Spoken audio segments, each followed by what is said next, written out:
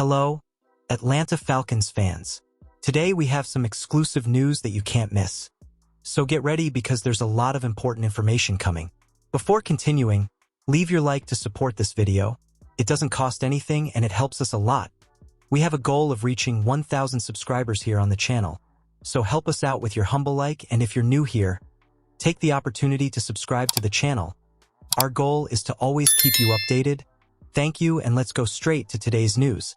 No communication between Falcons and Kirk Cousins about future. When Kirk Cousins left the Atlanta Falcons facility after locker room cleaning day on January 6th, the veteran quarterback told coach Raheem Morris that they would talk soon. Of course, that didn't mean it would happen next month.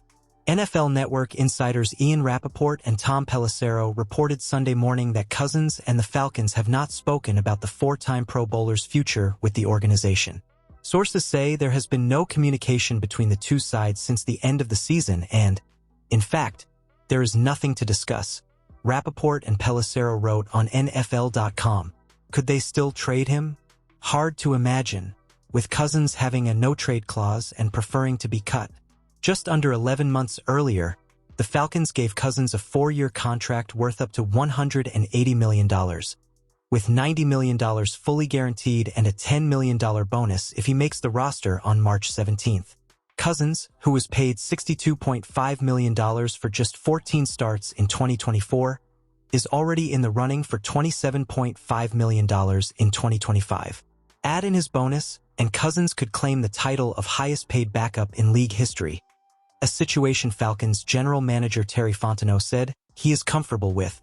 The Falcons are committed to moving on from 2024 first-round pick Michael Penix Jr., who completed 58% of his passes for 737 yards, 3 touchdowns, 3 interceptions, and 1 rushing score in 3 starts to close the season. Cousins, meanwhile, has struggled late in his first season in Atlanta. In his last 5 games, Cousins has thrown just 1 touchdown to 9 interceptions as the Falcons have gone 1-4. The 13-year veteran recently said he suffered elbow and shoulder injuries from a hit he took in Week 10 against the New Orleans Saints, the game that began his game-winning skid in possession. Atlanta is expected to move on from Cousins, either via trade or release, but the timing could come down to the buzzer on March 17th. Don't be surprised if Atlanta takes that long to make a call, Rappaport and Pelissero wrote. Falcons to trade for Browns' Myles Garrett? Insider says, absolutely a scenario. The Atlanta Falcons, who finished second to last in the NFL with 31 sacks this season, need pass rush help, and the Cleveland Browns, who are adamantly opposed to any move, could be forced to trade star pass rusher Myles Garrett. But is there a world where the Falcons and Browns team up to solve each other's problems? And is that it?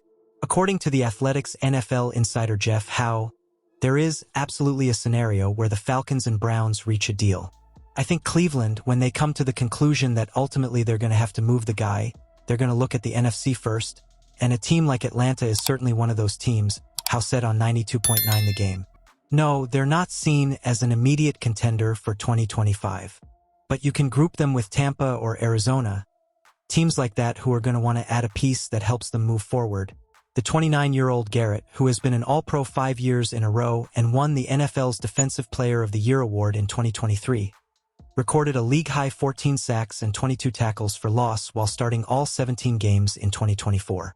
Garrett has 2 years remaining on a 5-year, $125 million contract he signed in 2020, and according to NFL.com, he has salary cap hits of $19.7 million and $20.4 million in 2025 and 2026, respectively. Atlanta, meanwhile, ranks 27th in the league in cap space with a negative $11 million, according to Over the Cap.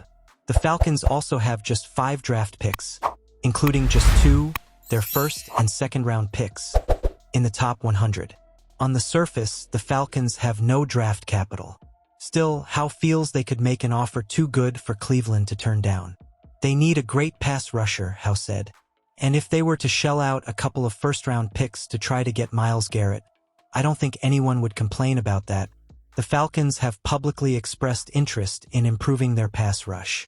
Maybe that involves making the call to Cleveland and seeing where their interest takes them.